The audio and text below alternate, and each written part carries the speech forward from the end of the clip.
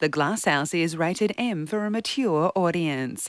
It contains sexual references, adult themes and material that may offend some viewers.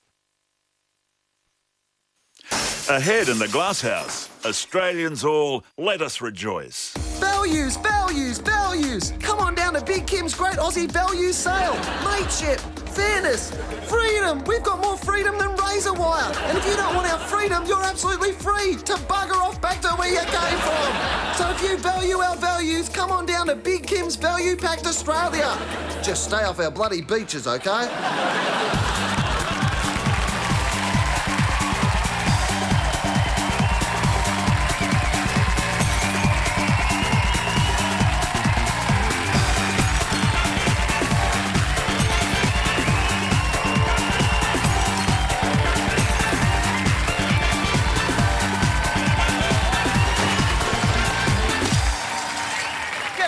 Welcome to the Glasshouse, the program that asks the question, to avoid our great Aussie values being accused of racism, should fair dinkum be expanded to include dark and swarthy dinkum? More news than the howling ghost of Pauline Hanson this week. Part-time Immigration Minister and full-time wind farm Amanda Vanstone has accused Kim Beazley of xenophobia and fanning the racist fire. Because it's her cake and she'll blow out the burning crosses herself, thank you very much. As Australian TV gave itself a big tonguey for turning 50, John Howard saluted its contribution, saying, "It's a wonderful medium for the sick and the lonely." And a big hello to our target demographic. Howard said he didn't think there was better quality free-to-air television than Australia's. Except America, which is where Australia's free-to-air television comes from. The Competition and Consumer Commission has forced Uncle Toby's to stop saying its fruit roll-ups are made from 65% real fruit. They've also had to admit Toby's not really an uncle. He's just some bloke Mum picked up at the club. Yes, there's not much fruit in fruit roll-ups. At least us health nuts still have our toffee apples and cherry coke. Sex bomb singer Tom Jones, the man who stayed faithful to his wife by only shagging other women, apparently takes great pride in his personal hygiene. One girl claims Sir Tom likes to dip his private parts in Listerine mouthwash. Sorry, Tom, that is unusual. Apparently it creates a great explosion in your mouth. Here's my favourite sentence of the week from Sicily. A jealous nun set fire to a priest lover's house after finding him in bed with a married woman. Holy smoke! That's a six-sin sentence. He's the only priest who sits through confession going, "Ooh, I haven't done that one." This is true. The priest is 70, the nun is 39. But to be fair, they have been together for almost 30 years.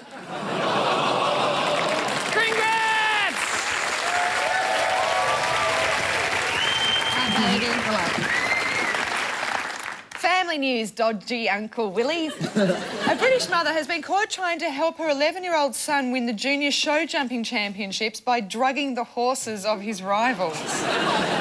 Witnesses claim they spotted Kim Bodanes feeding what looked like peppermints to a number of ponies at the event. Nothing suspicious about that. Nothing worse than pony breath. Kim said she was just giving the ponies something for their throat. They were a little hoarse. It's going to get a lot worse.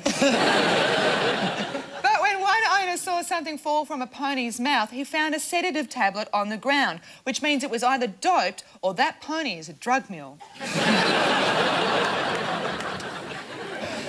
Kim's quite a woman. Friends say she's desperate for her son Josh to become a jockey. She's even forced him to take up smoking to stunt his growth. It's lucky for Josh she was caught when she was. When your mum's that desperate for you to become a jockey and you're 1 year away from puberty, your testicles are on very shaky ground. Oh,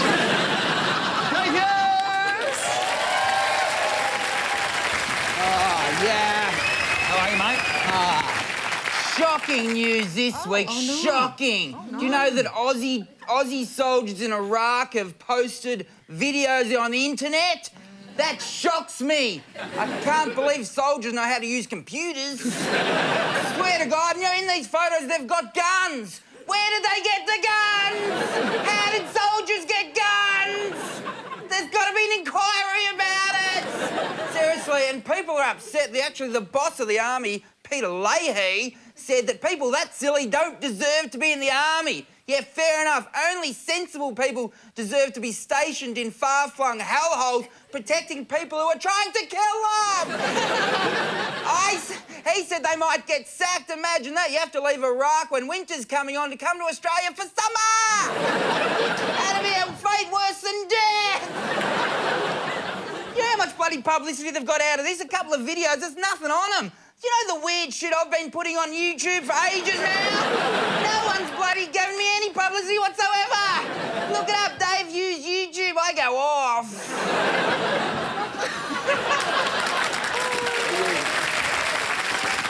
All right, let's get to it. Joining me, Corinne and Dave, to throw some stones in the glass house tonight from the ABC's highest rating show of the year, where he got lucky, then died from rotten egg gas. Still better than the other way around. Rhys Muldoon!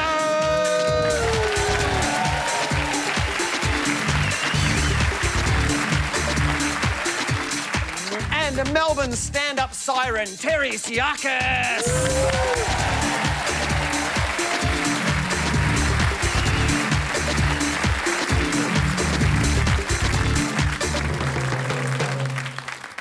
All right, movers and shakers. First up, US photographer Jill Greenberg, whose new exhibition is very special. She got a bunch of 2- and 3-year-olds, gave them lollipops, suddenly took the lollipops away, then snapped them crying. John Howard has spotted her obvious talent and made her the new boss of Centrelink. Unfortunately, the shoot hit a snag halfway through when Jill ran out of lollipops. But she managed to get the same reaction by telling the kids their parents were really Tom Cruise and Katie Holmes. Dave, you love a bit of culture. Is this art? No, I don't believe it is. I don't want to see kids crying. No. I don't even want to hear them crying. They give me the shits. You're going to make a wonderful father. Yeah, no, I'll warm up to the task. People are saying it's child abuse. I don't know that it's child abuse, just taking away a lollipop. Like, if the artist had taken the lollipop away and then belted the kid around the head with it, that would be child abuse. But you know that at the end of that photo shoot, they would have got the lollipops back and they all would have been happy. Kids do crocodile tears and, you know, they're smiling again the next minute all the time. Oh, it's not gonna leave... cynicism. It's not... I see it every day in aisle 9 of the supermarket. Ah! And then you give them something off the shelf and they're fine. I mean, they live in the moment, kids. It doesn't mean in that moment they're not really, really sad. Just, I mean, the next moment they're really happy, you know? I mean, but they're in the moment. Don't you also have to teach them about the real world and tell them that they can't always get what they want? Not when they're 3. It's not like, OK, and this is... Take them up the cross and go, you know, this is prostitutes. Guy over there, that's a junkie. See the guy on the tilt in the gutter? Yeah, life's going to be rough. You ready? Stop crying! I'm actually... It'd be good if they did that, though. Like, I mean, you know, like on the Wiggles, they just went, why won't Jeff wake up? Jeff's dead. I got a terrible one that I did once. This is like one of those, like, where you look back and just go, oh. This little kid came up to me, because I do play school, right? Yeah. And he was like 3, tiny, right? Yeah. And he came up to me and he goes, and he was so nervous and everything, because I was like giant Rhys off the telly, you know. And he comes up and he's going, could I please have your autograph? And I went, yeah, I don't think so. Like, just for a joke. Like, just for a joke. Like, just to go, like, you know... Because 3-year-olds really get sarcasm. I realised that then. Because by the time I had turned back, shattered! With the... The good thing was, it turned out it wasn't a kid, it was Anthony Kalia. It was fine. Because he's tiny. Yeah. He's a tiny man. Seriously, people have been committing... I was wondering about that eyebrow. The hairy arms. You know what I think did commit child abuse was those photos of Celine Dion with the babies. Did you ever see those? No. It looked like Celine Dion was about to eat the baby. And there was one where she had like this see-through gauze thing on and put the kid in the gauze so it looked like she was pregnant with this child. It was the most disturbing thing. And it did look like she'd just swallowed a baby, like Diana on V, you know. Yeah. Dislocates a jaw and just babies slide down her throat. It's how she stays young. She's very thin, though. I don't reckon she's ever eaten a baby. Very low in No, fat. she eats them, but just... She's got baby bulimia or That's something. what it is. You know that rumour will be on the internet by tonight. There's your Wawa story right there. Naomi Robson will be on a plane to stop Celine Dion eating baby.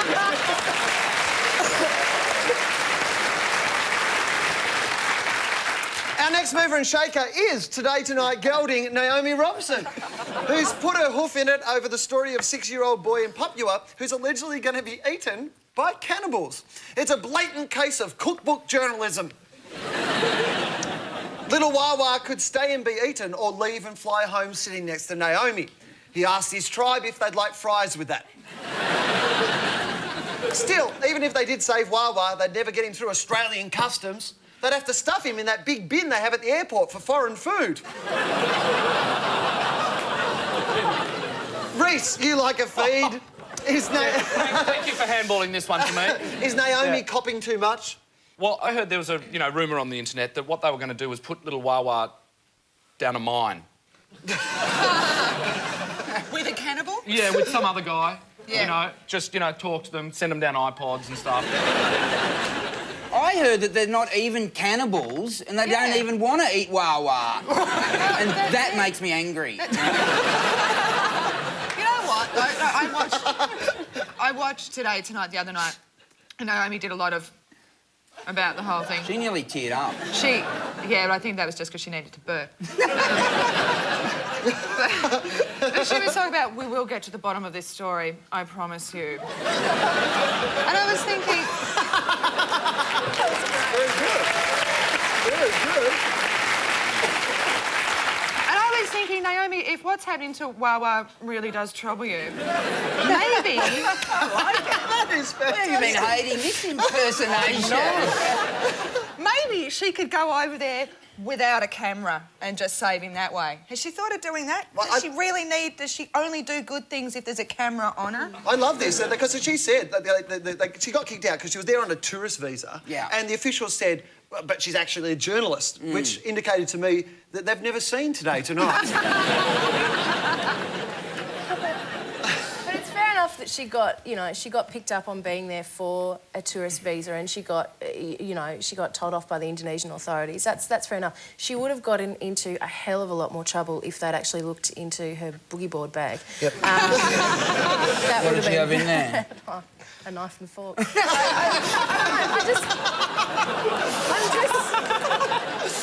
I don't get, though, what was she going to do with Wawa when she brought him back to Australia? Was she going to take him to the Logies? Like, why? He would be great at the Logies. I mean... Yeah, it'd be like having Webster. Teach him a few jokes. I just wish he didn't have such a fun name, you know? I mean, it's Wawa says to me fun, not someone's going to eat me. Yeah, you know what I mean? It's true. I've just been waiting for a newsreader to go, what's all this hoo-ha about Wawa? I think the saddest thing about Wawa is that his surname's actually Nee. What annoys me is they apparently wanted to eat him because his parents died young. Yeah. I mean, they shouldn't eat him. He might be poisonous. Well, this is the thing, because they think he's a witch. And, the thing we've all overlooked is, what if he is a witch? Would have thought he was a warlock for a start. Well, they said he was a witch. There's I'm your journalism, dodgy journalism right there. Yeah, I'm He's not, a witch, One quick check, nah, it's a warlock. Good point. Good point. She'll do anything, though, won't she? Because there was, after the Steve Irwin, story, there was her in khaki with a lizard on her shoulder that I couldn't tell where Naomi stopped and the lizard started. No, that's not... I've defended... She's evil. She's not evil. I have met her. And Really? I've met her. And I may meet her again, and this is going to be awkward. I'd feel really bad about this if I hadn't been on Today Tonight this year. on a story that said, when comedy goes too far. So I say, screw you.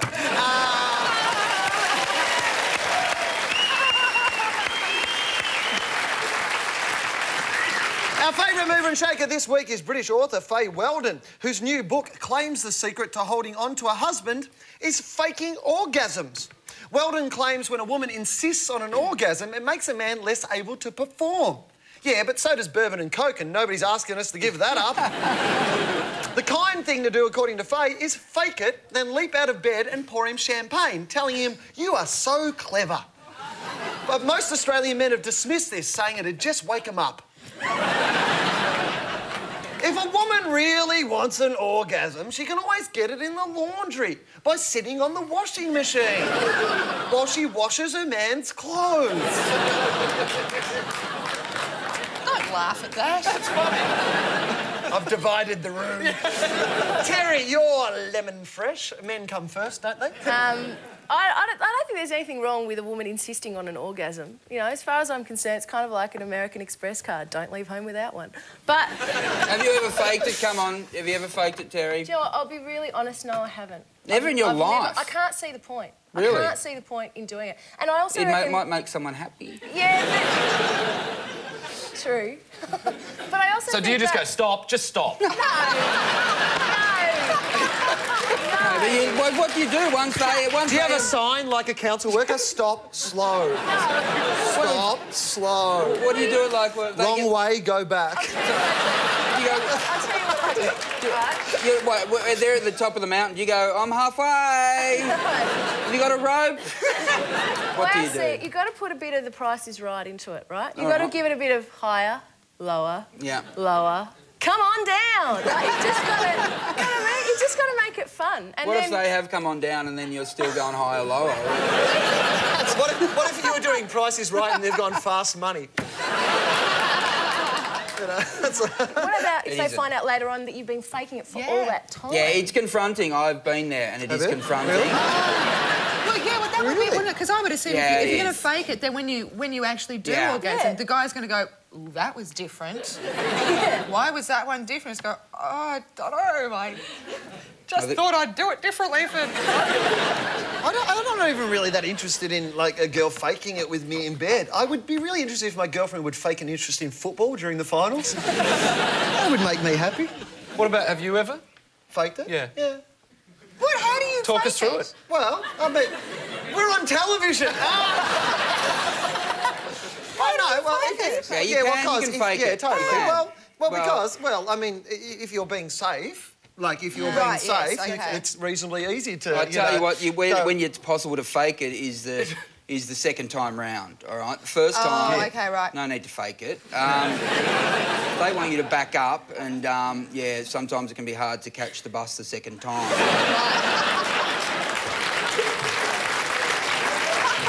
And that's so when you're catching the bus for the second time, as you put it, that's when you go look at me, look at me. Hey, you've got to put in the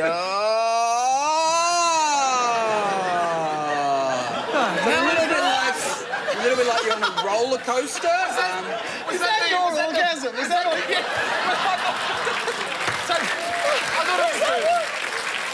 I don't know what was going on next door last night, but they seem to be starting a lawnmower. I would think that you'd had a stroke.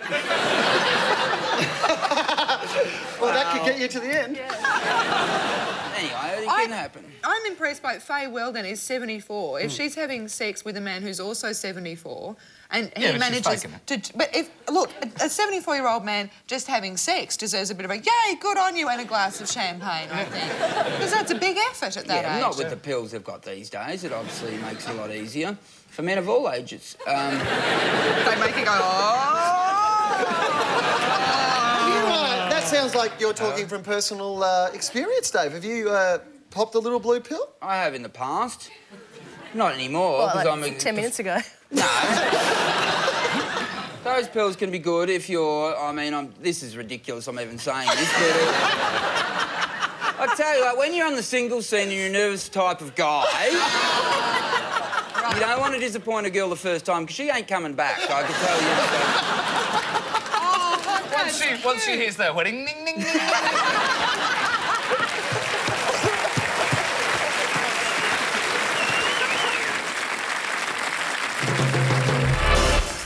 Later in the Glasshouse, Queensland Premier Peter Beattie explains why it's rare for women to mistake him for Mel Gibson. I am sober and sensible. Shane Warne tells why he prefers to go to bed with two things at once. You don't remember individual things. And after 5 years of intensive research, George W. Bush announces his theory on how Al-Qaeda destroyed the Twin Towers. Probably using airplanes.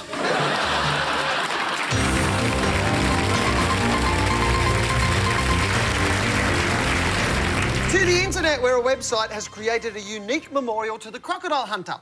It's a game called Terri Irwin's Revenge. That's supposed to be Terri underwater shooting at stingrays. To get to the next level, you have to harpoon a white whale. Jermaine Greer. What do we reckon of the fallout from Steve Irwin? I just reckon all that stuff, it amazes me every time a public figure dies, how quickly that stuff appears. Like when Steve Irwin died, I think it was like about 11 o'clock or something. By 1 o'clock, there were 2 jokes in my inbox on email. And I just thought, who's onto this? And they're rubbish jokes too, aren't they? The stingray jokes. Yeah. Like he should have been wearing sunscreen. Yeah. Which is a pathetic joke. People should have a life and not do it that early. Surely that's worse, to die, like the thing that, like, I've got a hair on my face. I'm easily distracted by myself. Hang on. It would be worse. Ding, ding, ding, ding, ding, ding.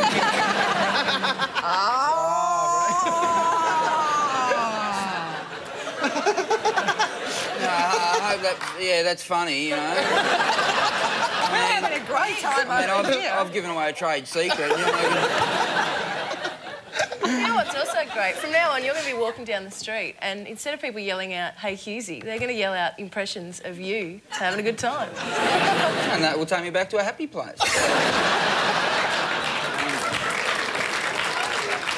Glasshouse hero of the week is Clinton Cossey from Auckland. With nothing more than a small engine and a 2-seater couch, look what Clinton has created. A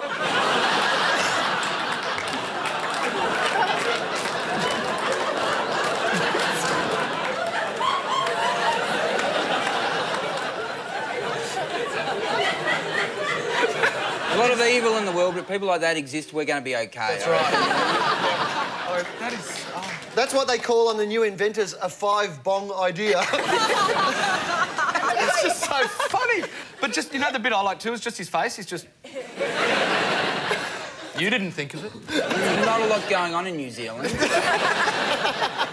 I was having a bit of a chat to Greg Fleet the other day about a certain thing that we think's kind of mildly amusing.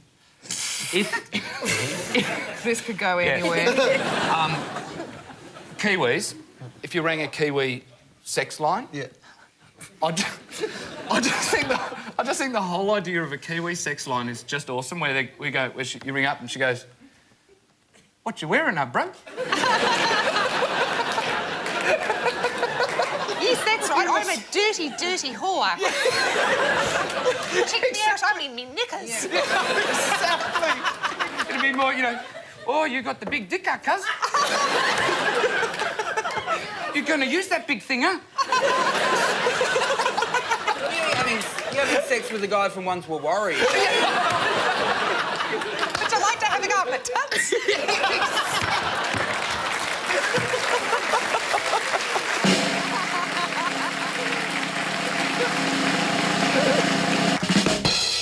Yes, it's time to award the coveted Glasshouse Trophy, which this week is called...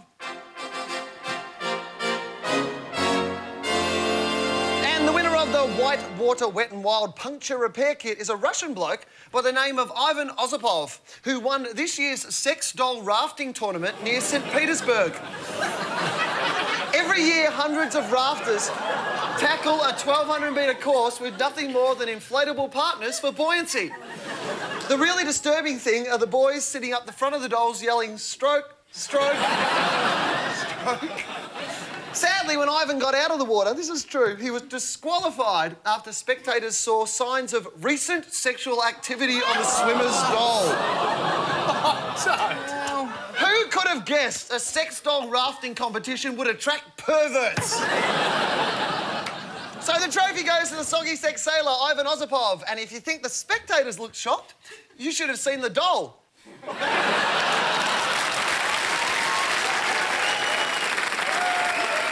Well, that's the way it is for Wednesday, September the 20th. Thank you, Terry. Thank you, Rhys. Oh, well, I was just going to say, you know what? When those... You know when they're going down the river, Yeah. you know what sound they make as they go past? What? Winning, ding, ding, ding, ding.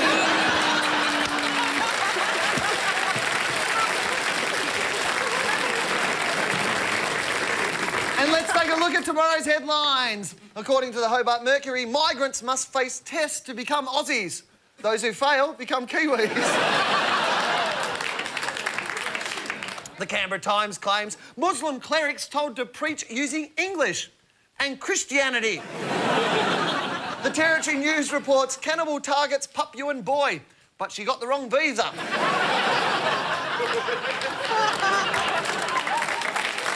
And in Le Monde, Pope apologises for calling Muslims evil. Meant to say Jews. Good night.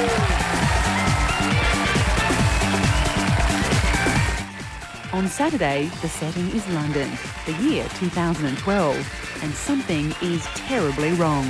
Evil is planned, and there's only one man who can save the day.